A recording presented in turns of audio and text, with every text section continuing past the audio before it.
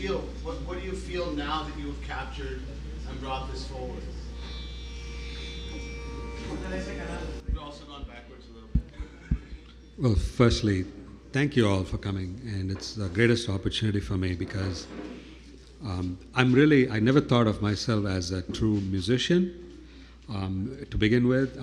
I used to play marching band, I used to play symphony and all of that, but this is a different thing completely. And as you said just now, I feel like it's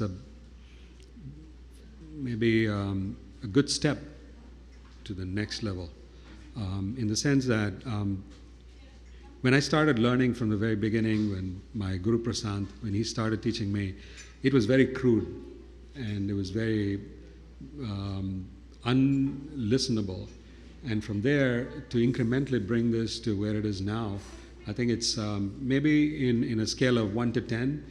I mean, I give myself maybe like a 4 or 5 at this stage, because it is very, very sophisticated music, and you have to be so into it, you have to be indulged in it to appreciate it, and then it becomes very addictive in a very healthy way. And it's not just a listening pleasure, but it's very interconnected and spiritual.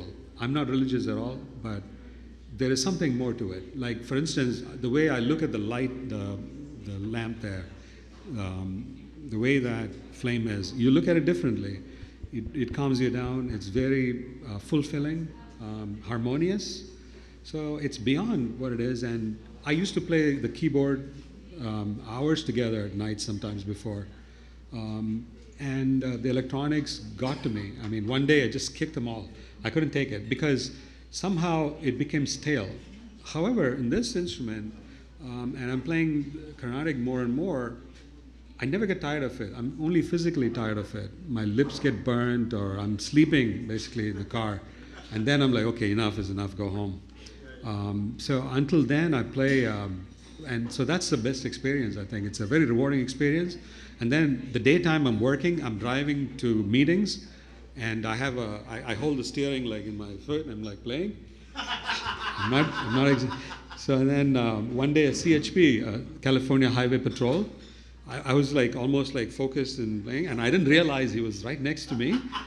And he goes like this. He's like, I've never seen anything like that. He was like, I was like so scared. I was like, slowly put it down. So it is pretty amazing, actually. So the way I feel is right now a very good sense of accomplishment for the first step. There's maybe another 100 steps to go. Definitely 100 steps to go. I'm totally like, it's like a baby starting to, climb up and barely beginning to walk. And there's confidence. Well, I think you stood up, not just barely started to walk. I mean, it's amazing. I've been listening to you, all week here, and it's been such a pleasure. You've taken me back home in a way that I don't even need to go to India. It's like I am in this place, and again, and in the future, all at the same time. Yes. You brought up an interesting point. Was it, obviously your parents were much more open to music. I mean, I've always had a difficult time calling myself an artist. It's just, as an Indian man, as the current state of India, if we're not in a structured job and have a structured way of life, it's to be an artist, it's almost sacrilegious. And did you confront that part? I mean, you're still kind of confronting it because you're yeah. Everywhere, I guess. So it is very, very interesting because you're absolutely right. Actually, when I grew up in India, my family is all super orthodox in terms of culture. So when I go to my aunt's house, they will not ask you, what grade are you studying? How much are your grades? And are you studying science? None of that. What, are you learning music? What instrument are you learning? Oh, how about dance? Girls, dance. What dance? So you're learning from? They assume that you're doing it. Right. That's how it was. And I did not want that. I didn't want any association with that. I was just leave me alone kind of thing. And I used to listen to rock and roll, like grunge, like, Led Zeppelin, all those heavy bands, Rush, and the whole bit. And, I think it's the age also. Like, I left India when I was like maybe 18 or 19, somewhere around there. And then that's one of the reasons I came to the US is because enough is enough with all this, like, How many times you're going to hear this, Carnatic all day long? You run away from Run away from something. it. Yeah, exactly. And then I was like, I never thought about it. And my work, I was super intense with my work, running startup. High tech in the Silicon Valley is crazy. You've got to be like this. You've got to be very aggressive, and you got to think 5 steps ahead in the industry. And I did all that. And then later, when my daughters were born, and then they were 5, 6, my first one, she used to sing a lot, and even when she was 2, like baby songs and things. Then the first class and the thing that she started, even that got me, like, when I heard at that point, like this, this is Maya Malo Gola, we're going to play that today. Sari ga ma pa da ni sa sa ni da ba ma ga re sa. I was like, whoa. Yeah. And the interesting thing is, later, I did sequence music in electronics, and I put this song, a few songs, on mp3.com in 97. The internet was just starting to come out, 98. I had some emails from people from China, from Belarus, and some India too. And one of the guys emailed me from Belarus. He said, "Can I use this music?" I said, "Okay, go ahead." I had 12 songs. My band was called 12th Root of 2. I still have it in SoundCloud. So he said, "I want to use this particular song." I was like, "Okay." He said, "I'll pay you royalties." I said, "How much you make?" He said, "I make 300. 300 a month or 300 a day?"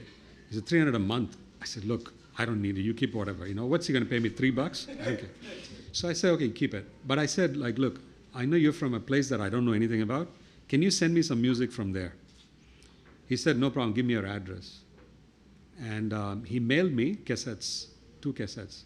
And it came to me and I played it. It was, say, Maya Malo Gola. And I was like stunned. I was like, why does he pick this song out of all the songs? And the intervals on the Maya Malo Gola and between the notes is amazingly structured. The first interval between the first and the second note is a half a step. Then the next one is 1.5 steps. Then 1 step, 1 whole step. And then another 1.5 steps, and then a half step. It's symmetrical. It has half step, 2 steps, and 3 steps too in the spacing. And this is the first raga they use to teach this, right? And then I also used to learn from a jazz trumpeter. He's now in Australia. And I asked him, "Hey, what scale is this, bro? What's this?" He said, "I've never listened to this that much. We don't play it." But he asked somebody. In the next class, he came and said, "Hey, that one was gypsy scale." I was like, wait a minute, gypsy scale? And the guy from Belarus, I saw, where is this in the map, right? And that's near that region, right, Eastern Europe. It's like, wow. And then I could see, like, oh, how music could have traversed traveled all the way. It's like quite an amazing experience. And so that slowly drove me into Carnatic, not just by overnight. And I used to listen to a lot of Carnatic music then, after that. Never played it in an instrument. I tried to play it on the keyboard, but keyboard is limited. Some people have done it with the joysticks, like the ribbon controllers and all of that. But somehow it doesn't sound the same. And plus there's a digital aspect. Digital aspect, and also piano, all of those instruments are designed for what's called a tempered scale. So they adjust it so every octave repeats itself. Indian music is slightly different. So like the sa and pa, which is actually, I know a lot of you here are aware of the spirituality aspect. The Om comes from, basically, what is Om? And I've done bits and pieces of reading. I cannot say extensively, but I believe, and to the extent I've gathered, Om is this sound. Let me play it for you. It's a sound vibration. It's a sound vibration. And it's vibration of these 2 notes, actually. This is what Om is. It's sa, pa, sa. Sa is C, pa is G, and sa is the next C. So let me play it for you. This is Om.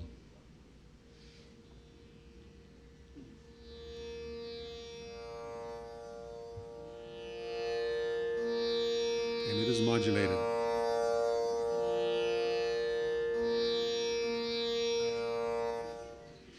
So the idea of playing this music is sort of beyond just, and every culture has its own ideas and basis and everything. And I listen to world music. I listen to all kinds of music. I've excessively listened to rock and roll when I grew up, and then later to symphony. I mean, I love Dvorak. I love all kinds of music. Beethoven. I trip on Chopin. I listen to all of that. And I've actually, one of my very respected trumpeters is Rafael Mendez. I mean, whenever I come to Mexico, I always talk to people about, do you know him? Do you know him? Because he came from here. He actually moved to the United States, and his sound is absolutely so clean. And he is one of my inspirations. I also listen to Miles Davis and Chet Baker. They're all amazing, clean sounding. They've done music, especially on a trumpet, in a certain style, in a certain way. And I thought, okay, this would be a new experience. Let's see, give it a shot. And that's my initial process. And then slowly it came to where we are now. So that's the summary. Well, just one last thought. You brought up another interesting point as to, you were into the synthesized music, and the digital, the zeros and ones, the patterns, and you come from that technology background. And it is just so fantastic to find your way back to that earth, to that analog, to that sense of your connection. And I think in our human world at the moment, of course, zeros and ones and CDs have their place in the world, but without the analog, without knowing deeply the connection to that earth, to that value, you're missing, there's a hollowness to it. There's a hollowness, and that's why it's starting to repeat itself over and over again. When I go to a nightclub, I could be anywhere in the world, and I'm hearing kind of the same thing over and over again. And we get lost in that pattern.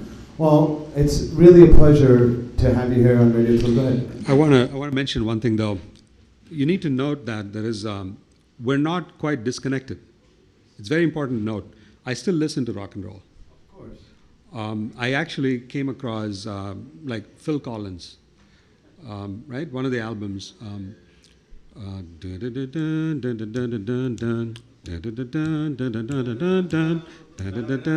That's all. That's all. That's the same raga as Hindolam. It's so true. Okay, and when I listened to one of the recordings of a very eminent vocalist from India who sang that in the same raga, it's like, wow, it's all connected. Same thing.